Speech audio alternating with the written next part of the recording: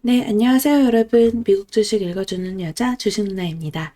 12월 21일 화요일 아침, 우리가 잠든 사이 밤새 미국 증시에선 어떤 일이 있었는지 체크해 드리도록 하겠습니다. 네, 뉴욕 증시 하락했습니다. 다우지수 마이너스 1.23%, 그리고 S&P 500 지수 마이너스 1.14%, 나스닥 지수 마이너스 1.24%, 네, 뉴욕 증시는 코로나19 변이 오미크론 확산 우려가 지속되고 있는 가운데 조 바이든 대통령의 인프라 법안, 무산 위기 등이 커지면서 3대 지수 모두 큰 폭으로 하락했습니다. 오미크론 확산 우려가 지속되고 있는 점이 연일 악재로 작용이 되었는데요. 지난 17일 2만 1,027명의 신규 확진자가 발생해 하루 최다 확진자 기록을 세웠던 뉴욕주를 중심으로 미국에서 코로나19 확산세가 지속되는 모습입니다. 뉴욕타임즈에 따르면 전일 기준 미국의 7일 평균 코로나19 신규 확진자 수는 하루 13만 3,012건으로 2주 전 대비 21% 증가했습니다. 워싱턴 DC는 코로나19 확산을 막기 위해 비상사태를 선포하고 도시 전체에 실내 마스크 착용 의무화 명령을 부활했습니다. 빌 더블라지오 뉴욕시장은 오미크론 감염이 빠르게 증가할 것으로 예상했습니다. 그리고 또 유럽 주요국은 전면 봉쇄를 포함해 여행 규제를 재도입했는데요. 네덜란드는 이날부터 내달 14일까지 전국의 상점 및 식당 영업을 중단하는 등의 봉쇄를 시행한다고 밝혔습니다. 영국도 하루 확진자가 82,800명을 넘기면서 성탄절 이전 전면 봉쇄를 검토하고 있는 것으로 전해졌습니다. 이스라엘은 자국민의 미국과 캐나다 여행을 금지했고 지난 주말 네덜란드는 비필수 상점과 술집, 레스토랑에 대한 락다운을 내년 1월 중순까지 재부과한 거죠. 아일랜드도 새로운 규제를 발표했습니다. 프랑스는 전일부터 영국발 입국 규제를 강화했고 또 독일은 이날부터 영국에서 독일로 열차나 버스, 선박이나 여객기를 통한 승객 운송을 금지하기로 했습니다. 세계경제포럼은 이날 연례회의 다보스 포럼의 내년 1월 행사를 같은 해 초여름으로 연기한다고 밝혔습니다.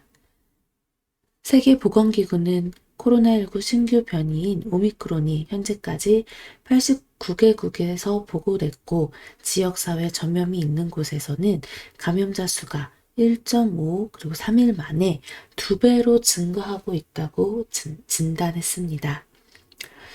그리고 인프라 법안 무산 위기 가능성이 커진 점도 증시에 이렇게 좀 부담으로 작용이 되었는데요.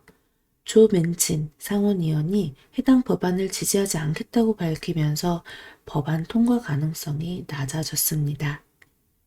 조 바이든 대통령의 2조 달러 규모 더 나은 미국 재건 법안과 관련해 지난 주말 조 맨친 민주당 상원의원이 반대 의견을 피력하면서 법안이 불발될 가능성이 커진 모습입니다. 해당 법안은 민주당의 자력으로 통과시키기 위한 예상조정 절차를 통해 법안을 처리할 예정인 가운데 상원 민주당에서 한 명의 반대표라도 나온다면 처리는 불가능한 것으로 전해졌습니다. 해당 법안의 통과를 내년 미국 경제 성장률 전망치에 반영하고 있던 투자은행 골드만삭스는 맨친 의원의 반대 소식이 전해진 후 미국 성장률 기대치를 낮춰서 다시 제시했습니다. 내년 1분기 미국의 실질 국내 총생산 GDP 성장률 전망치를 종전 3%에서 2%로 하향 조정했습니다. 2분기는 3.5%에서 3%로, 또 3분기는 3%에서 2.75%로 각각 하향 조정했습니다. 이에 따라 투자자들은 오미크론과 법안 통과 차질이 경제 전망의 하방 위험을 키운 것으로 판단하고 주식을 팔았던 거죠. 짐 폴슨 루트홀츠 그룹 최고 투자 전략가는 오미크론 변이 확산을 둘러싼 불확실성과 바이든 행정부의 추가적인 재정 부양책 좌초 가능성 등이 증시 하락을 불러왔다라고 전했습니다. 그리고 또 중국의 대출 우대금리 인하에도 경제 둔화 우려가 커진 점이 부담으로 작용이 되었는데요. 중국은 사실상 기준금리 역할을 하는 대출 우대금리를 3.85%에서 3.8%로 0.09%포인트 인하했습니다. 시장에서는 이번 금리 인하 조치가 경기 부양 의지라고 평가하기도 하지만 지난해 4월 이후 처음으로 전격적인 금리 인하라는 점에서 경기 불안 심리가 커지는 모습이었습니다. 그리고 이날 국제 유가도 보면요. 네, WTI 1월 인도분 가격 전거래일 대비 2.1, 2점, 잠시만요. 네, 여기 전거래일 대비 2.11달러, 그러니까 즉 마이너스 2.98% 급락한 68.61달러에 거래 마감되었습니다. 한번 쿵 하고 떨어졌다가 이제 조금 반등이 나왔는데요. 자, 오늘 또 유가는 어떻게 갈지 지금 이렇게 되다 보니 사실 나스닥에서 뭐 지금 전체적으로 그 기술주든 뭐든 다 하락하는 흐름 나타났습니다. 상승한 쪽 찾는 게 더 어려울 정도죠. 진짜 이제 15,000포인트를 깨고 다시금 14,980포인트로 내려왔는데요. 여기서 보면은 지난 저점 부근 잡아주고 돌려줄지 혹은 더 쿵 하고 떨어질지 여기 14,150 정도 여기까지도 이제 열려 있는데요. 어디까지 조정을 받을지 사실상 고점 대비 마이너스 20%는 한 14,000포인트 되는 거거든요. 그 정도까지는 건강한 조정이다라고 보고 있다라고 이제 우리 애플망고님도 어제 우리 라이브 방송에 오셔가지고 한번 의견을 주셨죠. 이와 관련해서 이제 어떻게 움직일지 우리가 기대했던 산타랠리는 진짜 없이 지나갈지 이번 주가 참 중요한 장이 될 듯합니다. 어떻게 흐름 이어갈지 계속 좀 체크해 보도록 해요. 종목별로 좀 체크를 간단하게 해보자면요. 네, 전체적으로 진짜 하락세가 커요. 그리고 모더나 주가가 좀 어제 이제 변동성이 컸는데요. 자사의 코로나19 백신 부스터샷이 오미크론 변이에 대해서 이 중화 항체를 2차 접종 수준과 비교해 37배 증가시킨다고 밝혀서 장 초반에는 7% 가까이 폭등하기도 했습니다. 그러나 이후 시장은 2차 접종만으로는 오미크론에 대한 보호력이 크게 떨어진다는 결과에 더 주목했고 이날 결국 6.25% 하락해서 마감이 되었습니다.